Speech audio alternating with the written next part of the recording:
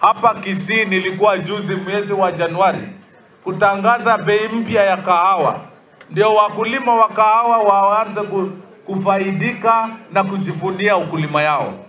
Tulitangaza shilingi 80.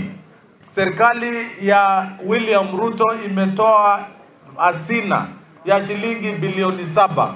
Na hapa Kisii nimesikia mzungumzaji mmoja chairman ya Commodities Fund. Hapa Kisii mumechukua shilingi milioni 36. Pale Nyamira wamechukua shilingi milioni 41. Wakulima wa Kisii, nataka mjitokezee. Hii pesa haibagui. Watu wa kule Mount Kenya, Rift Valley, Eastern Province wameshachanuka. Na mimi nawaomba, kahawa ni dola. Tukitaka kuinua utajiri na kupunguza ukora huko katika vijiji, tunataka kuweka pesa katika mifuko ya wananchi. Na hiyo pesa itapitia jasho yenu. Kahawa ni moja, maziwa ni lingine.